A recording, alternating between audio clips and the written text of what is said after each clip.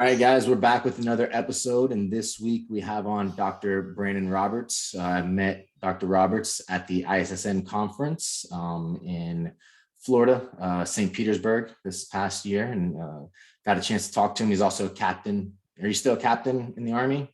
Did you get promoted yet? Yep. So, captain in the Army, doing his research there and working with the military and a lot of tactical stuff. And recently you've been doing a lot of research reviews and things of that nature for not only, I think, Weightology, but also for the company that you work for too with Cody Hahn, correct? Yeah. So it's Cody McBroom, but that's okay. True. Cody Hahn's on Weightology, but it's tailored coaching method. Yeah. A lot of fun stuff. Yeah, definitely. Very, very busy. You've been putting out a lot of really good content, so it's awesome to see. Because whenever we met, you were really getting into like you presented on NSAIDs for military people, and that's where you were, and you were kind of staying in that realm of things. And I didn't know if you knew at the time that you'd be going into the research review side of things and doing all this extracurricular stuff, but it's manifested itself and it's taken off in the last like 6 months. I see everyone resharing all your stuff all the time. Yeah. It's taken a little while, but I kind of originated, or the original reason I started doing kind of research reviews and stuff was mainly for myself. It was kind of selfish. It was like, hey, how do I learn about this topic that I'm not really going to do research in, right? But I need to know about because maybe I will one day. Right. And it kind of snowballs from there. So it's like, oh, what do I want to learn about next? It's like, pick your supplement, pick your whatever. Yeah, I mean, and the fact that like you're sharing that with your audience in a digestible way is really cool, and it's important, right? Being able to express the science and the research in a way that people can understand it is something that isn't easy to articulate. And we've met a lot of people within the science community that don't want to do that. They don't want to kind of quote unquote dumb it down for regular people. You know, they want to keep it within the community. So it's great to see that that you're able to kind of extrapolate those things for your own benefit, and then also be able to relay it for the other people. And it's cool that you're doing that too, because a lot of people get inundated with their research and they kind of get very pigeonholed. It's like, this is what I'm only going to focus on. This is my specialty. This is what I'm going to be known for. And the fact that you're wanting to like diverge into different things is cool, because then you'll be able to ask better questions in your own research, and you may be guided to do different research topics for the population that you do work with the tactical side and stuff like that. Yeah. And I think what happens, here's a little secret of academia and research in general, is if you have one line of research, right, and you're applying for these grants and you don't get money for some reason, like you can't go anywhere else. Like you're down this hole and you're like, how do I get out? But if you have like multiple lines, which I'm kind of trying to do, it's like, okay, the NSAID stuff is really important for tactical. They're going to give me money to do these studies I want to do, and then I can, tell the public about it and all this stuff. But I want to do some detraining stuff, right? So, well, maybe that doesn't hit the first time I submit a grant or whatever. Or maybe like someone says, hey, we're not interested in that right now for whatever reason. Say, okay, cool, we'll put that on the back burner for later. Yeah. So it's nice to diversify a little bit, to give just different opportunities. And like you said, the more you know about different subjects, the better off you are in any one subject, I think. Now, that's not the norm though, right? Like, is that something that you can do based on where you're at and where in your career with who you work with? Because isn't it an ideal situation as you focus on one thing, you publish as much as you can, and that's like a fast track to being tenured. And if you're kind of all over the place, the likelihood of you getting tenured is not something that's going to be practical. But because of where you're at, where you're just strictly like a research based in the military and stuff like that, allows you to have that freedom. Is that something that's true or false? Am I Yeah. No, so you're correct. And it's much easier and it's much more efficient to go down one line of research. Like you want to be in academia, they will always tell you want to be an expert on this thing. Like you want to be the best person at this thing. So you can go and talk, you can be, write the papers about it, you can, review papers about it. And that's the best way to do it. I think it's also it I don't want to say the easiest way, but like what you'll see is people will mostly go down this track and then switch, like if they want to switch topics, they'll switch after like 10 years of studying, whatever they're studying, Yeah. right? They'll be like, okay, I'm done studying hypertrophy. I'm going to study this supplement, whatever it is. So you see that because usually by 10 years they have tenure or something and they're pretty safe. Right. But if you go in academia and you have like all of these branches and they're not well developed and people are like, I don't know what you're doing here, like which direction are you going, they get a little confused. So if you can't kind of tell a story of why you're doing all these different things and how they fit into your plan, and that you're successful in all of these different things, which is extremely hard to do, Yeah. then you wouldn't want to do that route. Like I would not recommend that route for like anybody. It's just what I've had the opportunity to do, and I'm in a pretty special place where I can do that. Yeah, I remember you telling me about the where you're working with and then who you're working for allows you a lot more freedom and a lot more reign to get to have a little bit more creativity, which is creativity and science aren't usually linked together, but I think it's something that's should be linked together, right? Because to be somewhat of a contrarian allows you to publish some interest in conceptual framework theories or ask different questions that other people may not look at. So I think it's cool. I think it's great that you're doing that. And especially like you said, the idea that you can put them all together as well, like the detraining stuff may go very well with the NSAID stuff and it may go very well with the other thing, right? And if you can kind of tell that story and bring them all together, then you're only benefiting the population that you work with. Yeah, definitely. And so what to tell you a little bit more about my research position. So I am in the Army. I think this will be good for listeners too. And we have a mission, right? Just like any other base unit, whatever. And our mission is to optimize a warfighter. And that can span from like a nutrition angle to a return to duty angle. So return from injury, which will apply to athletes too. Yeah. It can go with performance enhancement, right? Bigger, faster, stronger type stuff. We even have a little bit of stuff on like sleep and how to optimize sleep and neurocognitive aspects. That's not my field, but I am kind of like in some of those studies for the biomarker aspects, just because I understand muscle and blood. And so we have this mission and we have these strategic goals. And as long as you can help answer a question that they have or a problem, you can use whatever tools you need. You can use whatever, designs, experimental designs, methods, anything like that. So that's how my place is different. And there's a lot of money flying around, like millions of dollars everywhere. So we're very well funded too. So it's very special, and it's a lot of fun.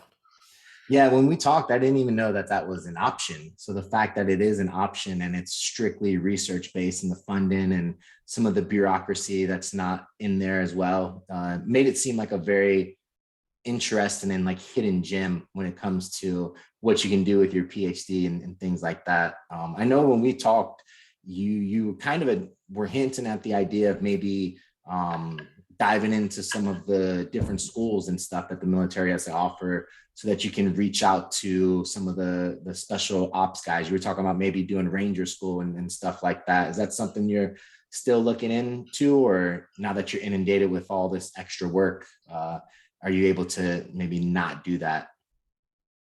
So I'm still interested. And in fact, I literally today wrapped up a review on Army Rangers, like a literature review Oh, on nice. performance and health. It's I'm sure it'll be out in the next 3 to 4 months or something. I got to submit it, get reviews and stuff. But yes, I would love to do, airborne, air assault, ranger school, things like that, because I think there's some aspect of going through these schools for Yeah. you to really understand them, right?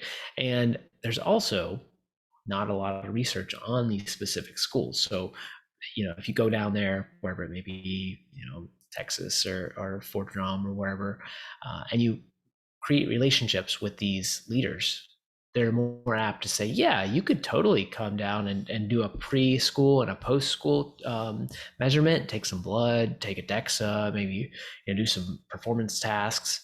And there's a study, right? And then you kind Yeah. of start to figure out like, hey, these guys are coming in at, this low performance level. I'm just going to guess because it's probably happening, this low performance level, and they're all getting injured, right? Or these guys never played sports, so they don't really know landing mechanics, or they don't know spatial orientation of their body. And now they're getting more injured, even if they're more fit, right? So that could be the case too. So yeah, it just allows you to like get involved a little bit. And I'm fortunate enough to still be like very fit, especially compared to some of my like peers. Yeah. So it also it also looks good for me. So it's a Yeah. little selfish and a little fun. Definitely. Yeah. I went to Fort Benning for airborne school and got to hang out with the Rangers and did all that stuff. And it definitely lends credibility, but it also allows you to like put yourself in their shoes and be like, man, week 3 of airborne school, this is how I felt. So maybe this is when we should look at these markers. And then, with Ranger school, that being such a long process and the attrition rate so high, is like, not so much how can we make the school easier, but how can we prevent these guys from getting injured so they can actually fulfill their duties? Because it's not that they're bad, it's just that they can't make it. Stress fractures and knee injuries and stuff like that kills these guys. So how can we better prepare them for these schools? I think it's something that would be really cool, and especially right because like in regular population, looking at high performers, you don't really get a lot of funding for it, but in the military, I'm sure they're trying to get the Green Berets and the Rangers and all those guys as healthy as possible. So you'll be able to get into the elite performers a little bit more, which is be really, really cool to see some of that stuff. I'm really interested in that Ranger review that you're putting together too. So when that comes out, I'll be reaching out to get the article from you. Yeah, for sure. And it's they're kind of like, or they are elite athletes, especially some of the special ops and stuff. But it is hard to do like invasive research in them. So like you Yeah. won't probably see me taking any muscle biopsies from like these guys and gals. Like they Right. won't let you stick a needle in them. They'll give you some blood or maybe some saliva or something, sure. But they're very like anti-risk, right? If there's a risk that, for example, it's going to hurt their careers or something, they're like, no, like, no, thank you. Right. And I'm sitting there like, yeah, no, I get it. I wouldn't do it either. But please. So, Right.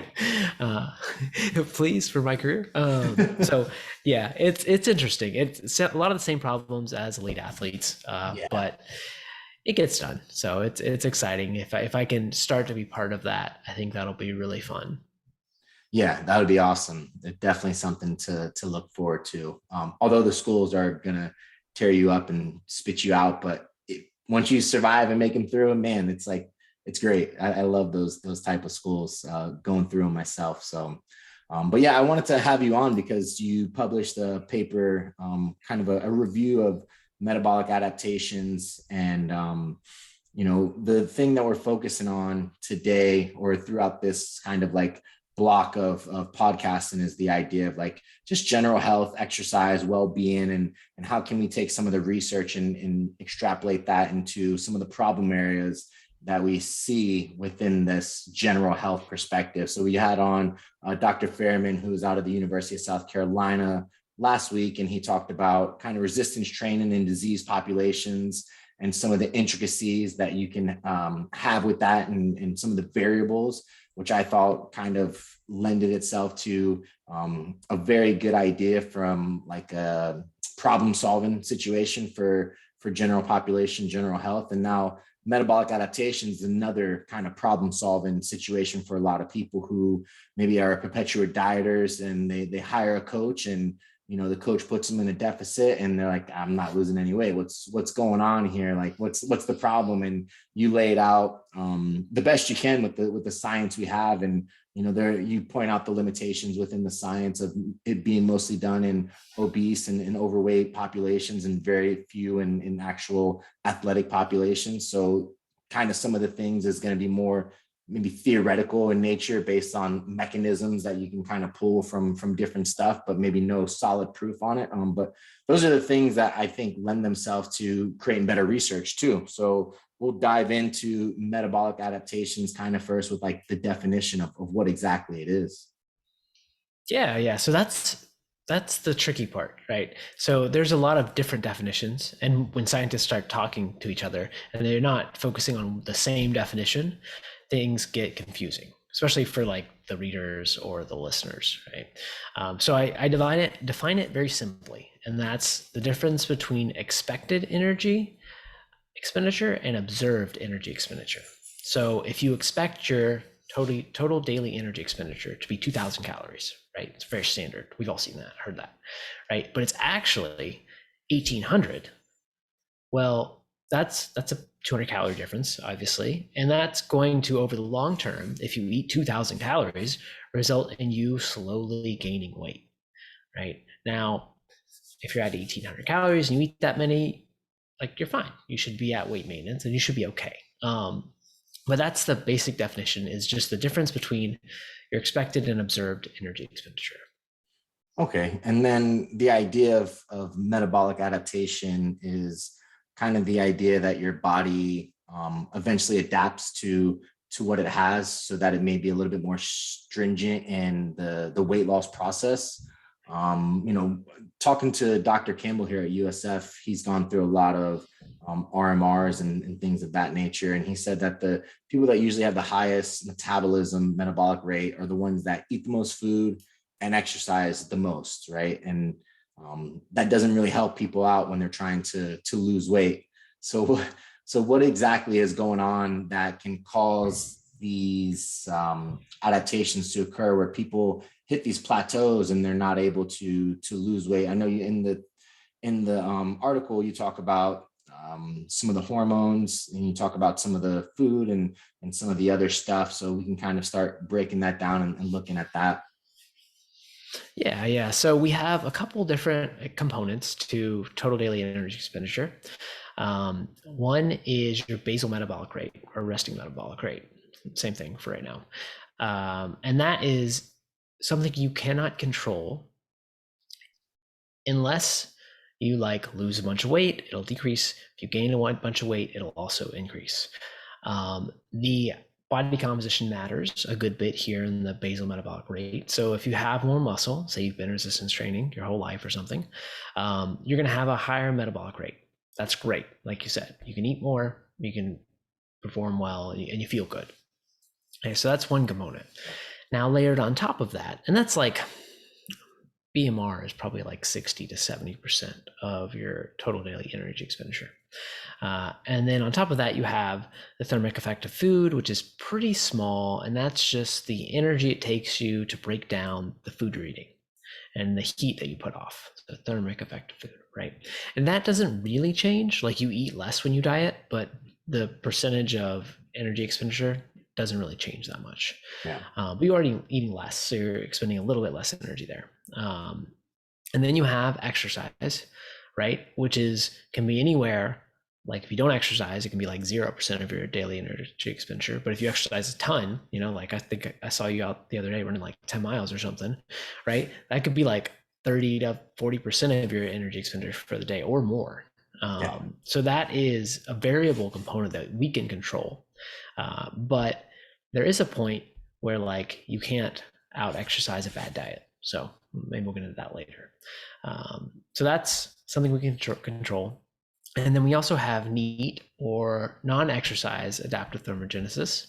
And that's just like me sitting here fidgeting, walking. A lot of people count it as steps. That's what's the easiest thing to do, is saying like, oh, look at your step count. And what you'll see is when you diet, your NEAT like drops off a cliff, especially once you lose like 10 pounds. I'd say 10 pounds is a really good marker of like, oh, okay, I'm struggling to get 5,000 steps a day when I used to get 10,000 fairly easy, right? Right. It's like I used to take my dog on a walk every day, but now I don't have the energy to do it. I'm just trying to get through my workouts, get through my workday, and just survive, right? So those are the components, and the ones that change the most is that NEAT component. So you'll see people drop NEAT like up to 300 calories. Like in some of these studies where people are losing, 50, 60, 70 pounds, you'll see them not only drop, other components, but this NEAT component will drop like 300 or 400 calories. And you're like, Right. oh, well, that's part of metabolic adaptation, but it's also something that we can kind of control.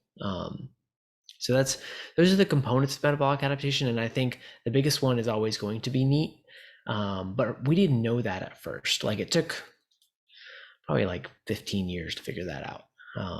And that's what a lot of where the controversy comes in: does metabolic adaptation exist or not?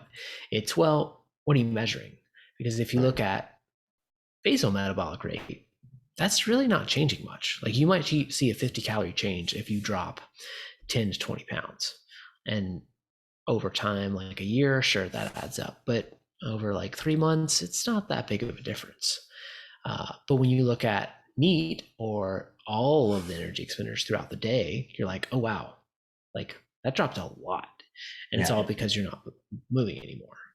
Yeah, that was the depressing thing about reading your paper, was like the thing that requires the most percentage is also the thing that barely moves throughout your lifespan. You're like, how can I improve my basal metabolic rate? It's like, oh, well, you really can't. It's like, damn it. Okay. Next thing is the NEAT component. And from what I've seen, right, is like the people who stay lean that have that NEAT component dialed in are the ones that naturally fidget the most, right? The other ones that have the issue with the weight maintenance are the ones that you kind of have to force to get the steps in, right? Because to me, I always have this battle with like non-exercise activity thermogenesis is non-activity, right? But then when you tell someone to do steps and walk, I'm like, well, that's activity. That's not really how fidgety that person is, right? The ones that naturally have a higher step count without you telling them to walk an hour a day are the ones that usually have like the best body composition, because they just naturally do it, right? And it's just something that doesn't kind of go one way or the other. So when thinking about how do we attack these things, you talked about the idea of the protein and the protein overfeeding type of research, and how protein could be one of the better macronutrients that you look at when it comes to actual having an effect on maybe shifting this ability to lose weight over the other ones like carbohydrates and fat. And what exactly is the mechanism behind protein? Is it purely based on thermic effect of food, or do you think that there may be something else to it that allows that person to overeat and not really gain weight? Yeah. So I guess there's two different questions in here, right? So we have weight maintenance and you want to bulk or overeat, right? If you overeat with protein overfeeding, like say you add, I don't know, 50 grams of protein a day and everything else is the same, and you're training, you're doing all of the right stuff, and you're just trying to, gain a little weight or maintain your weight, and you want to see if this protein overfeeding will influence your lean mass, your muscle mass. There's a good bit of research to say it will. Most of it is actually out of Jose Antonio's lab, although there have been other studies by really good professors that have done it in basically obesity populations or obese populations. And they show the same thing. A lot of those studies, though, aren't with resistance training, and that's really the key, right? Because we know protein helps you gain muscle by increasing muscle protein synthesis, kind of this trickle effect. So that's one component. There's good data to show you can gain muscle mass at maintenance with protein overfeeding. Now, when you're dieting, protein is also, like you said, very thermogenic. I think it's like 10 or not 10, probably 3 to 4 times more thermogenic than carbohydrates and way more thermogenic than fat. But it's also very satiating. And there's a couple studies that show like, yes, if you have a high protein meal, and this is very anecdotal, you can totally like eat a big steak and be like, oh, I'm so full, right? You might not do that always on a diet, but having this high protein really helps you feel full. Okay. 1 second. Got excited there for a second. So the other thing it does is it doesn't really think how I want to explain this. I haven't talked about protein in a hot minute. Um, it's almost like it doesn't count for calories Right. because it's so hard to break down, um, and there's not as much of an energy component as carbohydrates or especially fat. It's also very hard to store. So that's the other kind of side of the coin is we're burning more heat, more energy to break it down. It's harder to store, and we're more full. So, and it's good for building muscle. So if I'm resistance training, working out, I'm also can build muscle in a deficit. So those are the kind of like the key things to adding protein. I think that's about it though. Do you, and now since you haven't really looked into this too much recently, you may not have the answer for it, but what's the mechanism behind that, right? Because like in that Antonio study, they overfed by 800 calories. I don't think that the thermic effect is going to make that big of a gap. So why are these people like, do you know any other mechanisms besides the thermic effect of food that somebody can overeat 800 and not gain fat? Um, okay, so if we think about the muscle protein synthesis literature, right, we know that the maximal amount we can kind of increase MPS is using somewhere between 40 and 80 grams of protein. Like there are some small changes, and nobody's done a true dose response, like 50 grams, 60 grams, 70 grams, 80 grams, right? So that could be one component is like you're maximally stimulating MPS, right? It could be, and I think there's a component that we have not yet discovered, and that is why are we gaining so much lean mass, and why is most of it in the trunk? Because if you look at those studies, they're not gaining a lot of lean mass in the legs and the arms, even though they're exercising quite a bit. It seems to be focused in the trunk, and that makes me think that maybe there's something with our organs going on. But again, like you're using a DEXA, you're getting a pretty good measurement, but you would need some kind of, well, you need a 4-compartment model, and you would need ultrasound on your exterior muscles like your biceps and your quads and things, and you would need muscle biopsies to say, hey, this is what's growing and contributing to that lean mass gain that everybody thinks is muscle, but it's not really muscle. It's Yeah. something else, or maybe it is muscle. Maybe it's like you eat that much protein and your water in your body changes a little bit, and that's enough to have an influence on these lean mass changes. So we don't really know, but I Yeah. think it's a combination of a couple things. Interesting. Yeah, I wouldn't have even thought about the organs and that kind of component of things. Even the changing within the water and the urea content kind of makes sense, right? Because the urea and I noticed too within a lot of these research that shows the um, benefits of protein overfeed, and it's mostly done with supplements. It's not really done with whole food. So maybe there's something to weigh. Maybe that increases the urea, and you just kind of like maybe piss it out more, and that's why you can get away with the extra calories. And then I think like, man, protein's the most expensive thing. So am I really just pissing out a lot of extra money just to keep up with some satiety? I don't know. It's one of those things that I always scratch my head about. But Yeah, yeah, it is and interesting. there's not a great way. So you can measure urea, so that's a good one. But there's not a great way to measure what you just said. Because like you can do doubly labeled water, and that's just energy, right? So Right. like how much energy you're expending. But to isolate protein through that is hard. Now, when we do muscle protein synthesis, you infuse like leucine and things that are tagged, and you can get it across your body, but that's still only like across the muscle belly or like whole body protein synthesis or things like that. So yeah, to really figure that out, you would have to do one heck of a study. but maybe Stu Phillips will do it. I don't know. He's got lots of money. Yeah, that's true. And he does all the protein research and stuff like that. And you give recommendations for kind of guidelines of where the protein should be. And I love that you said the 40 to 80 grams seems to be that threshold, because a lot of people will go with like 20 to 40, but then they'll tell you to eat 2.2 grams per kilogram. You're like, wait, that means I'm gonna have to have like 10 meals. Like, it just doesn't add up. So the fact that you're saying that in resistance trained people makes a ton of sense. And I'm glad that you did, because very few people I ever hear say 80 grams has a positive effect. So I've seen that anecdotally myself with not only powerlifters and bodybuilders.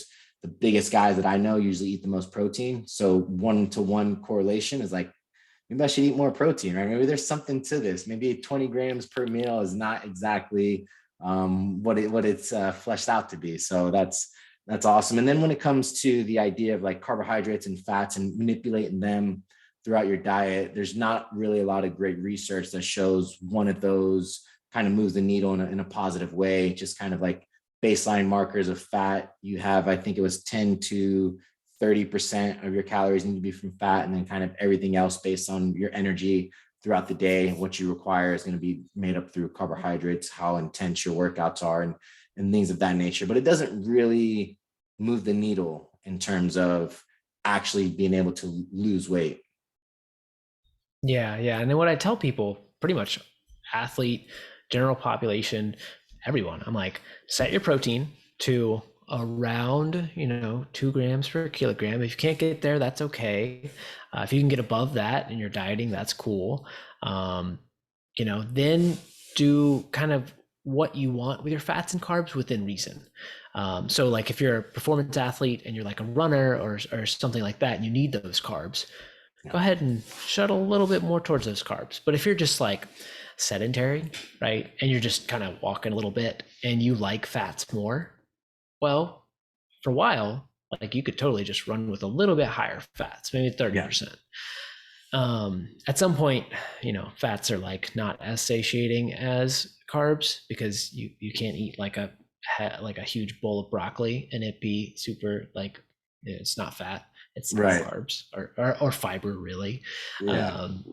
So at some point when you're dieting, you have to cut your fat back a little bit, but at the beginning, I mean, like, yeah, it's within your ranges. You should be able to do kind of what you want. Yeah. I hear proponents of the keto diet say fats are more satiating. And the only times I've ever seen fats to be more satiating is like just when you're grossed out by how much fat is in your food, and it just looks like it's just floating in there, and you're just kind of like feeling like shit the whole time you're eating it. Not really satiating, but you're just kind of sick of it. Yeah, well, and the keto diets, right? They're lower protein. Even if you do a high protein keto diet, I mean, you might eat, like if you're on a 2,000 calorie diet, 125 grams of fat. Yeah. Like think about that. I don't even like It's a lot of avocados. it's so much, like, especially if you're doing it right and eating good fats. I'm just like, Right. how do you even eat that much fat? I can, like, sure, I can hit 80 grams of fat in a day, no problem. But when I get above that, I'm just like, I don't know. This doesn't feel right. Yeah, especially on a day-to-day basis. So like I said, it may not be satiating. It may be more like you're just over the idea of eating fats. So you just don't want to eat anymore. Yeah. Another thing you touched on here too is something that depends on who you talk to. Doesn't get a lot of play, the hormone side of things. Some people in research and in practice will be like calories in versus calories out. Hormones don't really matter. All we need to do is just drop 500 calories a day and you'll lose weight guaranteed. And the research kind of shows that, but the research shows that in maybe non-repetitive dieters, maybe people that don't have hormonal disruptions and things of that nature. But from what I've seen, when I'm working with athletes, you get a lot of athletes that hire coaches due to frustration of not being able to lose weight. And they're usually chronic dieters. And I get their blood work back and it's like, oh man, it's all out of whack. And it's like, we got to fix these things or else calories in versus calories out doesn't matter. So I'm glad that you touch on that. Based on what you looked at, what kind of hormones are we looking at that make the biggest impact on your ability to continue to drop weight and the metabolic adaptation type stuff? Yeah, so it's mostly the thyroid hormones, so T3 and T4. I would say, and I have noticed too, what I'm seeing more from our coaches is like, we'll get blood work and you have chronic dieters who can't lose weight and their like T3 and T4 are really low.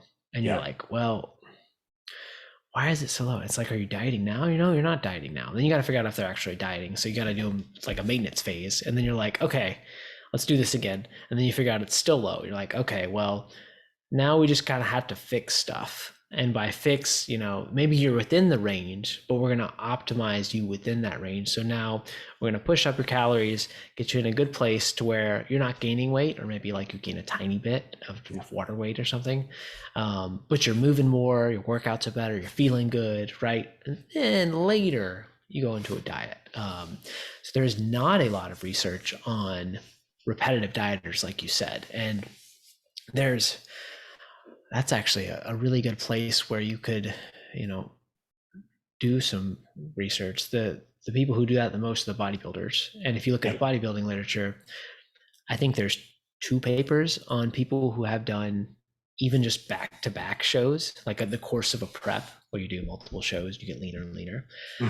There's no studies on, hey, I did a prep and I competed at 4% body fat or whatever in 2020, 2022, I'm going to do it again, right? Because it's an extreme version of what these chronic dieters do, but it could tell us something, and maybe you get better data because bodybuilders are a little more stringent and adherent with stuff. Yeah. So yeah, that's an area where we were writing that, and I was like, there are things that follow calories and follow fat. So leptin follows your fat stores, right? Ghrelin kind of follows your calories. And there's some other hormonal things like testosterone and estrogen to some extent that follow your calories. So as your calories drop, your testosterone drops, right? You get leaner, Right. you're losing fat.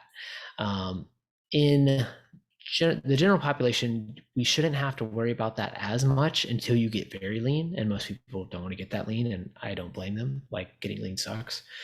So those are the other kind of hormones that I think we discussed a little bit, but you know, you don't want to put it in there too much because like we don't know as much as we should, I guess. Yeah.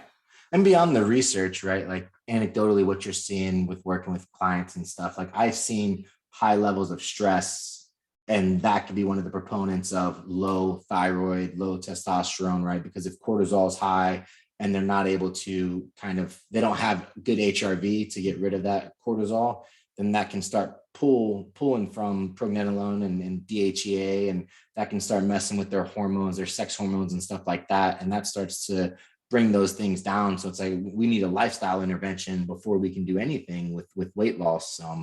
And yeah, I think to keep it more general, right? Because this is what I've seen. I've seen a lot of people who they diet and then they have a very unhealthy relationship with food. So by the time their diet's over, they splurge and they put all their weight back on and probably a little bit extra.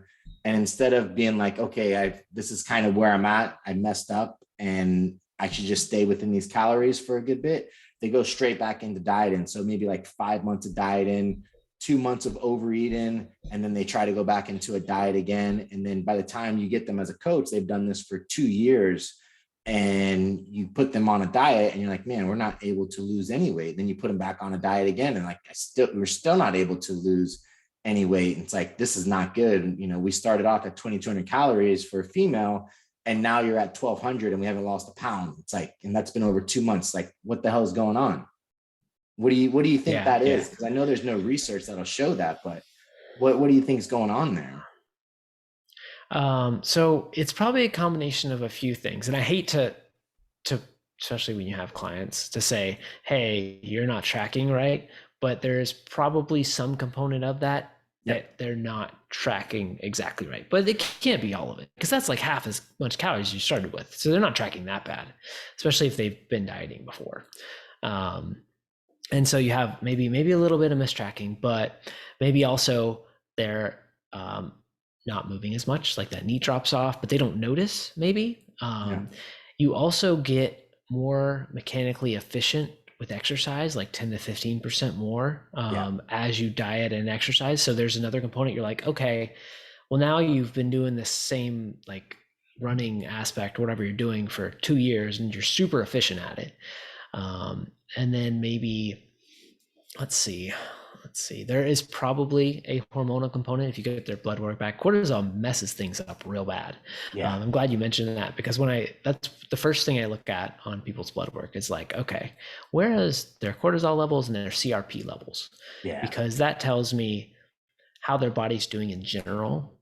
Like if they're hopefully just kind of like chilling, right, and they want a diet, or if they're in the middle of the diet and things are all out of whack, you're like, okay, well, that's not good. So there probably is a underlying hormonal component too. So I don't like to blame one thing, so I'll just say those 3 or 4 things. It gives you something to look at too as a coach, right? Like these are 3 or 4 things we should be looking at. How can we improve your tracking ability? Maybe let's go to Chronometer, which is a little bit more accurate than MyFitnessPal, or maybe there's some better tracking systems out there. And then maybe we'll start keeping track of your steps, right? And then maybe we can start getting blood work done. What are you doing to de-stress? How are you parasympathetically like looking at things? Where's that tone at? And just some things that the more questions, I guess, and the more things you can start to pull from, the better you're going to get, because there's a lot of variables that go into that adaptive state. And something that I always think about is like, okay, when you are working with clients and they're not seeing those results, or you get someone and they give you their blood work and you read their questionnaire and you're like immediately like, this person's not in a good spot to start dieting. How do you fix some of these issues that you've seen personally? I don't know if there's gonna be much research that shows how to improve someone's thyroid and things like that, but what have you seen to be like the mechanisms to help people get into a healthier state so that they can start dieting again? Yeah, so it's pretty simple. I have not seen any like research on this, but you just slowly like increase their calories. It's essentially a reverse diet, and get them in a kind of like I talked about earlier, that optimal state of, okay, you're now eating more calories, you're moving more, you feel better, and we've got to stay here for a while, right? I can't do it for 2 weeks and think I'll be okay. I might have to do it for 2 months. And most people are not that patient, right? If they come to you to diet, they're going to be like, no, I'm paying you to get me lean and give me a 6-pack, whatever, and it's not working. We're actually doing the opposite, and I'm gaining weight. And then you're like, well, that's where the coaching kind of aspect comes in, when you have to explain to them like, hey, this is what's happened physiologically over the past 2 years, right? We've got to get you in a good state before we diet. And that, like the first time that I ever heard that, like before I really got as a scientist, I was like, nah, that's BS. Right. Nah, they're just messing with you. They just want you as a client longer.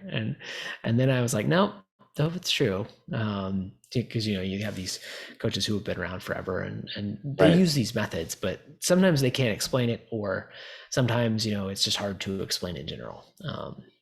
So that's my hack for fixing people, is just have them eat better, more food, and exercise and feel good Now, for one a of the while. things, right, for a while, can you define that just a little bit more for people? Because I've seen some people, maybe it's like 6 months, some people it's like 2 months, right? What have you seen? Yeah. So ideally you'd have someone have, let's say they come to you and they get blood work and they're all out of whack and stuff, and you would take at least a month to reevaluate, right? It's going to take a month to really, for the body to kind of normalize a little bit, and then you can say, okay, we moved, or we didn't move, or we went in the right direction or the wrong direction. That second month usually is a better indicator. I think when you have the people who go like 6 months, it's usually, what I've seen is like the endurance athletes. It's like Yeah. they were endurance athletes, and maybe they are also overtrained and underfed, so that they have that low energy availability problem, and they've Mm-hmm. had it for like ever, right? They never like overfed necessarily, or maybe they did for like a weekend or something, but they're just like chronic dieters, chronic exercisers. Like they have just messed themselves up. And if you look at the overtraining literature, like cortisol goes up, CRP goes up, testosterone goes down. Like it's the same exact stuff. And they feel fatigued, and then they don't move. So I would say, at least a month, preferably as as long as you can, because when they're also coming towards maintenance, they should be maybe putting on a little muscle or filling out all those glycogen stores all the way. So I've seen up to 6 months. I've never convinced anyone to go any longer. Yeah. But it probably exists. Right. And I always, whenever I would go into those type of phases, I always try to get the client to think about, let's focus on some performance goals right now, because you're going to start feeling really good and we're going to be able to start hitting PRs in the gym or aerobic PRs and stuff like that. And let's just get away from the scale. And maybe they're weighing in 3 times a week. And then we're going to be like, all right, let's weigh in just once a week now. Let's not worry about the scale too much.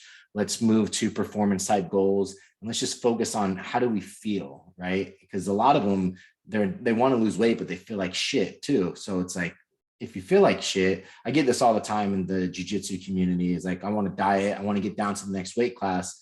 And it's like, I'm training like shit for 8 weeks going into the competition because I'm in such a deficit. It's like, do you think it'd be better if you had good training for 8 weeks going into a competition, or bad training for 8 weeks going to, like, oh, good training? It's like, well, then let's just get some good training in and not worry about what weight class you're in, right? And getting that communication down to be able to allow them to understand like what's going on, maybe even sending them, if they're really into the research, some papers to kind of define it, sending them your papers. And I think the more information you give them, the more education you give them, the better the buy-in, for sure. And that's something that as coaches, we really have to fixate on, is like education first. And a lot of not a lot of coaches, I think it's getting more to be a big proponent. But back in the day, a lot of coaches didn't want to give out a lot of things because they're like, well, if I tell you everything, then you're not going to hire me. It's like, that's the point, man. You don't want them to hire you for the rest of your life. Get a real job if that's what you're relying on, right?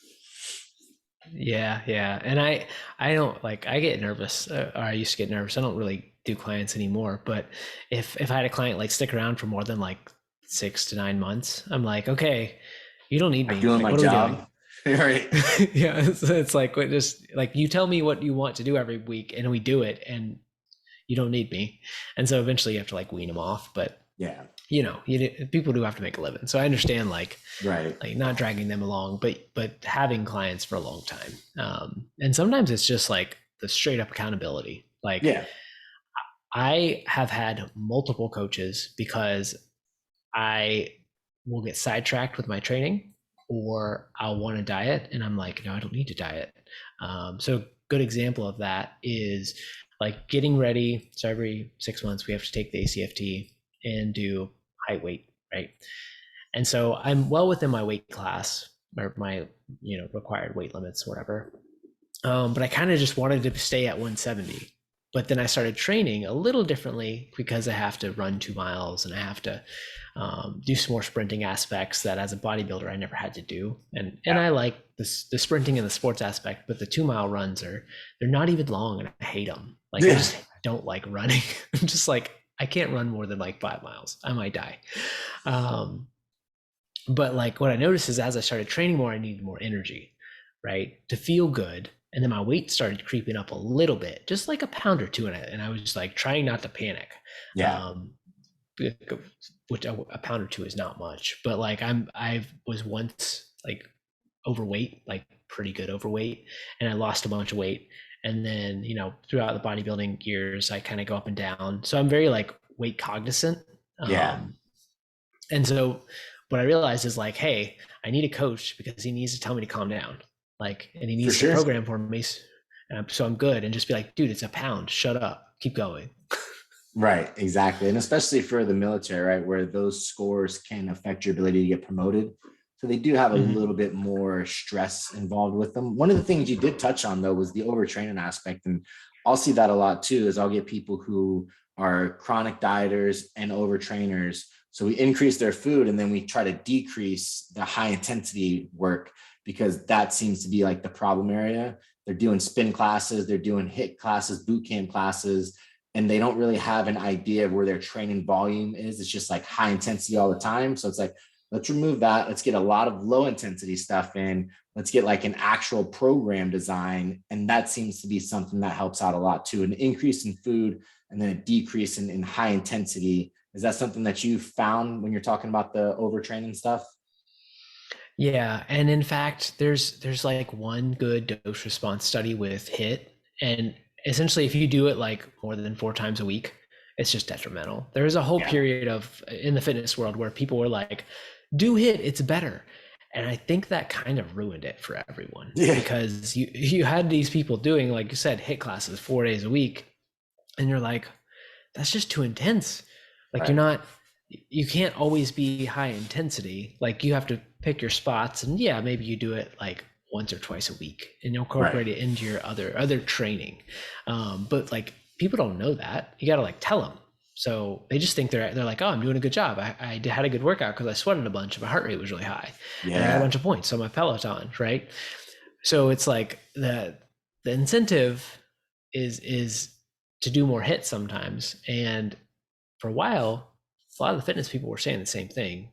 And I think it's kind of like we have to revert now to say, okay, let's take it back a notch. Yes, you should be able to do hit maybe once or twice a week. That's probably enough, especially for Gen Pop. Um, but let's also work on some different kind of energy systems too. Yeah. Goddamn Jillian Michaels and Peloton just killing people and you don't even know it. But yeah, I think the idea too is like performance again, right? If you're doing true hit training, by the time you're done, say a month of that, your performance is going to deteriorate. You're not going to get better. You're not going to get in better shape. You're just going to feel like death all the time. And I think that's the problem, right? Because people were told HIIT is the way to burn more calories. It's energy or post oxidation consumption is going to be better.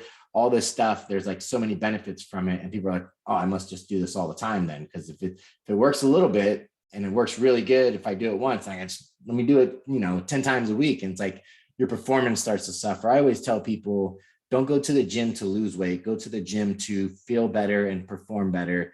And we'll lose weight outside of the gym because people go to the gym with the idea of like, this is the only time I'm going to burn calories today. So I have to make it count. And it's like, that's not true. We want to maintain as much muscle as we can. We want to stimulate the muscle, but we don't want to like continue to dig and dig and dig.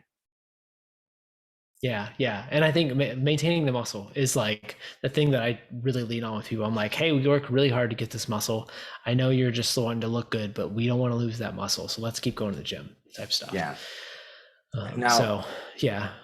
when it comes to the idea of like trying to promote a healthy state by increasing the calories, and that should start to increase some positive adaptations, there is an idea where you want to build up your calories. And the idea is like we build them up. Say you dieted on 2,000 calories, and then we come out of that diet phase and we get you up to 3,000 calories. So that should allow us to start the dieting phase at a higher threshold. So maybe we don't get as deteriorated. But what I've seen a lot of times is you can increase someone's calories and they're so metabolically adaptive that they have to go all the way back down. Like they have a certain calorie point that they'll have to get to no matter what to lose weight. Have you seen that? And if so, like what's going on there? Can we not increase our set points? Or are set points just kind of like set in stone for a lot of people? So there's a theory, and we don't actually. So there's not a good answer. I think it's again a combination of a lot of different things, and genetics comes into play here too. I think Yeah. genetically there's some combination that these people are just diet resistant. So if you look in the literature, there we have these thrifty people, which is the people you just explained, who like you have to drop their calories, and Yeah. like their body just doesn't do. It's like no, I'm good. I'm going to maintain homeostasis. I am not going to lose weight. That is bad. That's like dying. And then right, you also have the people who like are spendthrift, right? So you can increase their calories and they adapt. They don't gain weight. And so you have these two classes of people. And there's a really good graph somewhere in my Instagram about this. It's like a spendthrift versus thrifty. And we don't know why, but it is definitely a thing. Like I've seen it, but it's also all over the science. It's like you Right. put some of these people on 800 calorie diets, which is pretty extreme, right? Obese people, 800 calorie diets, way below what they should be eating. And they still have this where they're just resistant. They just, it's like, bam. It's like, no, they're not going to lose that much weight. Like, sure, they'll lose a little bit, but they'll hit a point where it's just like, stops coming off. Right. And like, we don't have a good rationale for that. And there's a couple of good researchers looking at that. A lot of the guys and gals who do the metabolic adaptation stuff. Mm-hmm. So Redman and who's the other one? Liebel, and I think there's a guy out of Germany too. But they are all kind of like have been studying this for like 20 years, right? Okay. Yeah, so it's a thing, but we don't really know why.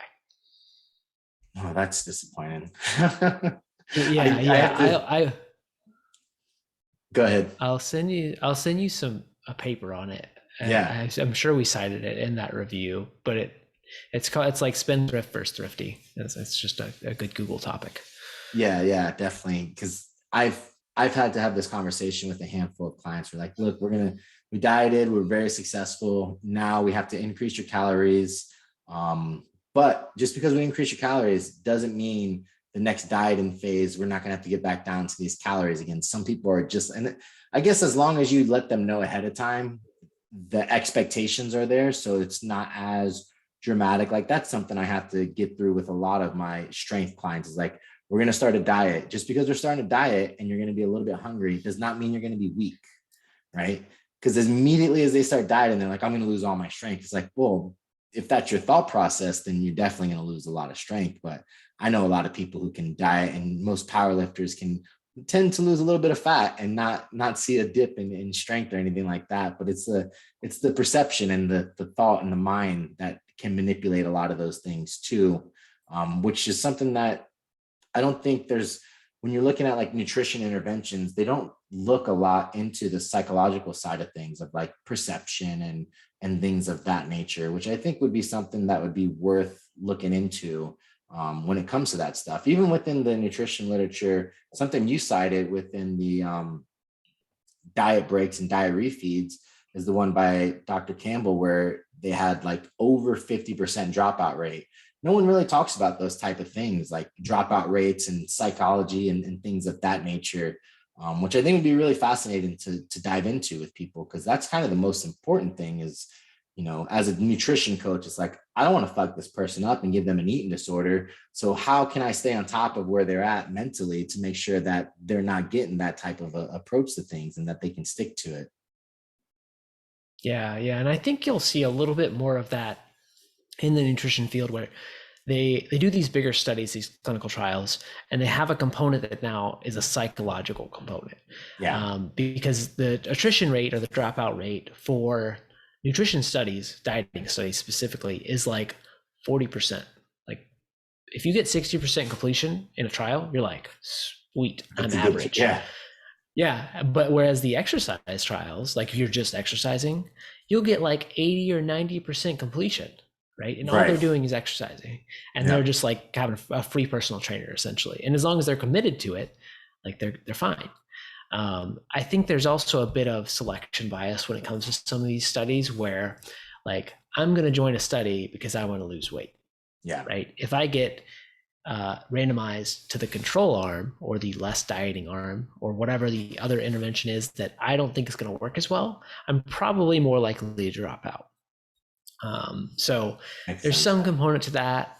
And that also, but it relates to humans, like in clients and stuff, because you have some people who come to you and they're like, hey, I got to lose X amount of pounds by this date, goal oriented, like they'll do everything you say. They just want to get to their goal. Right. And then you have some people who come in who are like, yeah, I'd like to lose a few pounds, or I'd like to look like this person. Yeah. Or I want a six pack. And I'm like, okay, we have to take a step back. We have to put some goals in place before we get to this place. So, it's different. I think people who actually want to change their waist size is probably the easiest that I've found, or lose a certain amount of weight within reason. Yeah. The rest of them are just hard. It's just hard to convince people that like, no, actually, that's not what you want.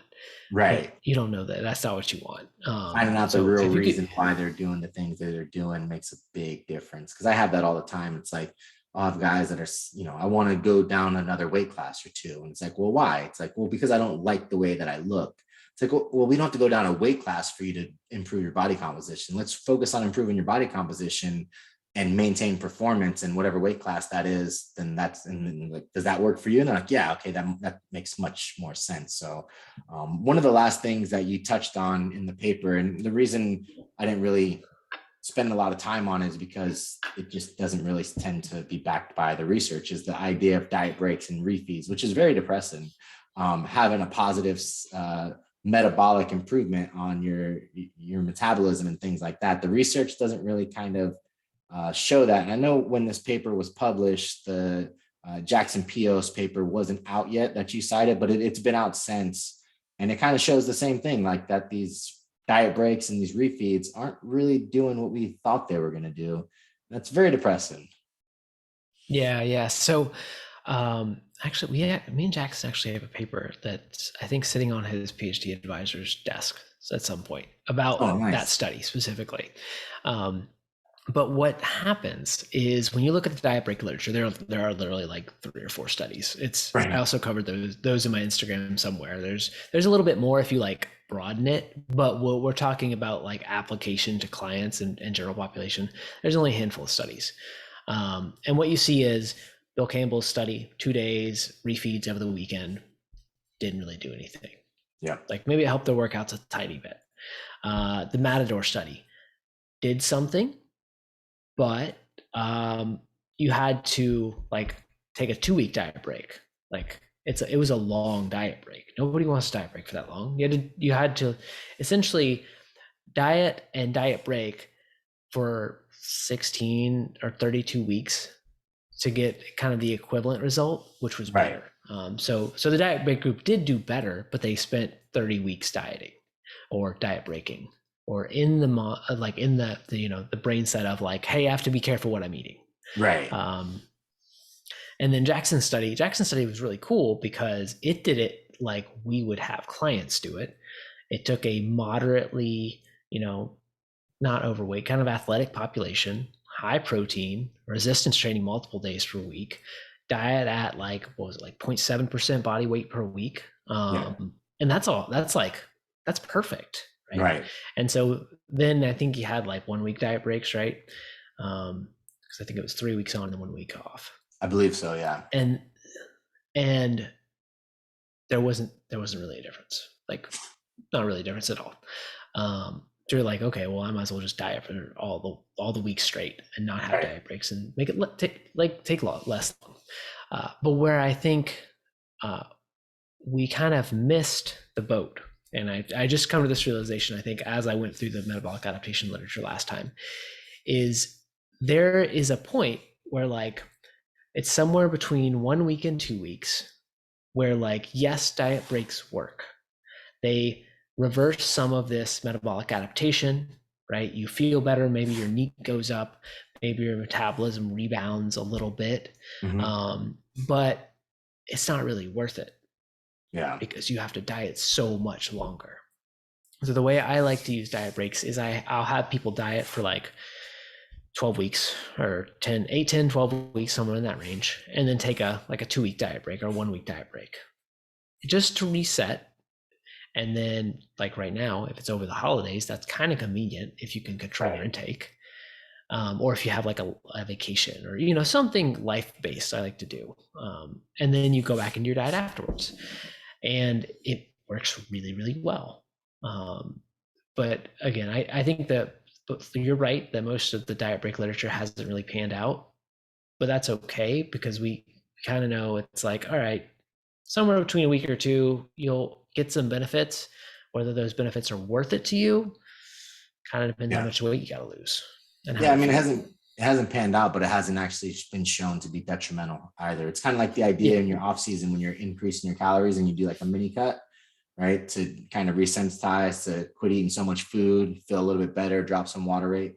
Same concept, right? You can continue to push through and continue to grow, but maybe sometimes mentally you just need a break. And instead of designing them, it's kind of like deloads, right? Instead of being like, you're going to deload every 2 weeks because that's just what that's what the literature says. It's like, well, just let me know when you're feeling like shit and you want to take a break, and then we can, get to that. And that like conversation that you have with your clients every time they check in will allow you to implement those things as needed, instead of being like, a strict guideline of this is when it's going to happen. Because if you get someone that's like super motivated and they're ready to diet and they're 6 weeks in and they're still motivated, and you're like, oh, we're going to do a diet break. They're like, what the fuck, man? I just want to keep riding this horse, right? So I get it. I understand. And I think that's the best way to approach it. You know, holidays, birthdays, barbecues, like there's going to be a lot going on in people's lives. Allow those things to present themselves.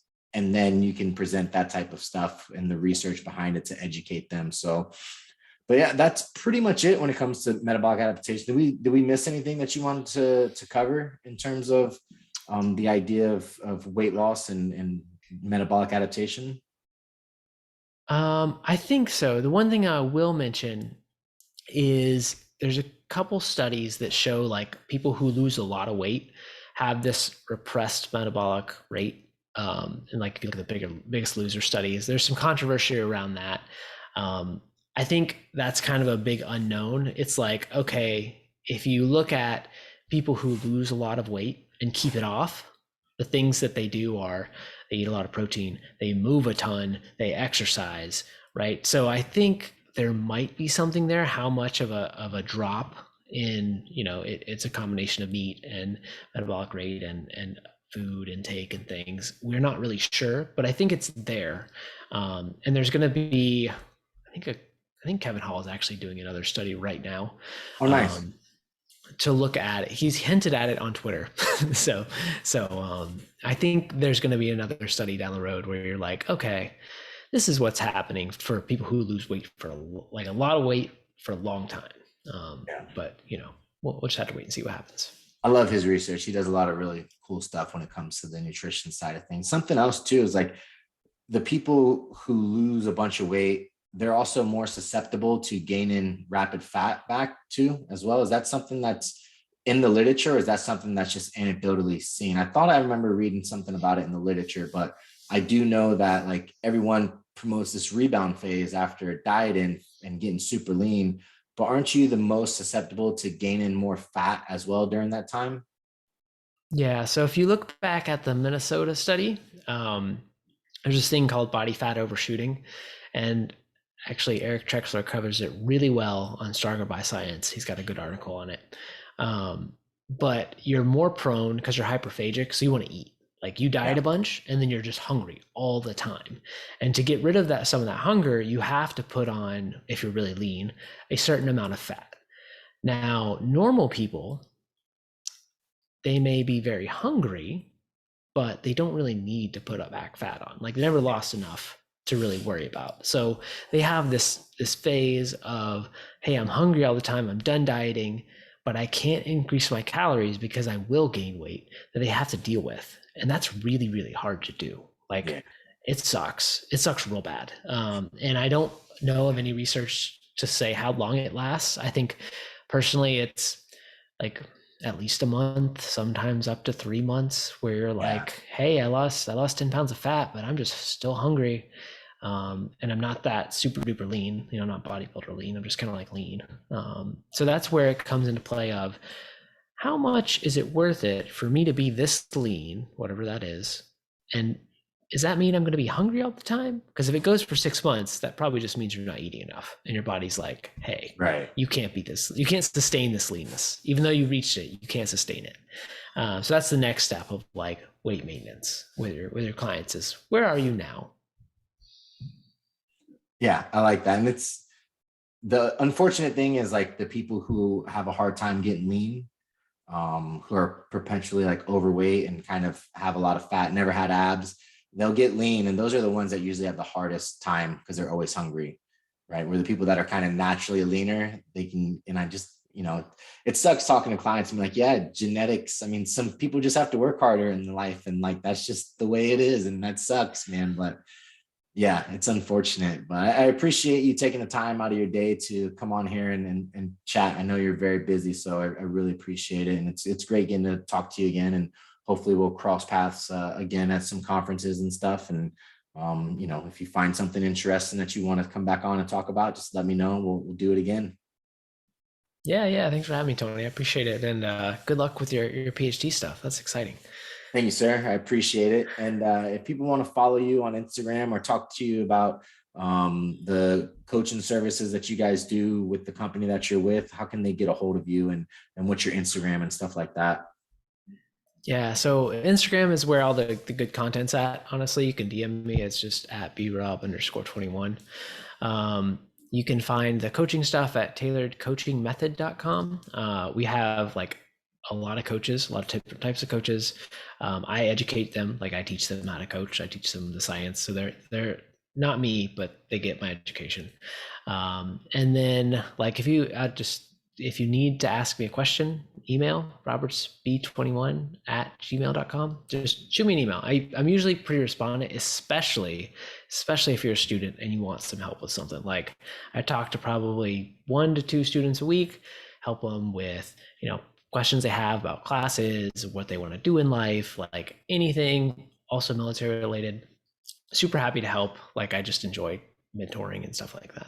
Yeah, that's awesome. Caveat, guys, if you can Google it yourself first, try that, because and then Yeah. don't ask for too much. I had a guy message me the other day. He's like, yeah, I'm working with a bunch of clients and I've never done nutrition before. What should I start their baselines at? Can I send you their information? I'm like, no, I'm not going to do 20 clients for yours to give you a free head start. Like I have people that pay for mentorship. So make sure you do your due diligence for asking questions. It does a lot, and it makes you ask better questions too. So don't bombard Dr. Roberts' email with questions that you can easily Google, guys.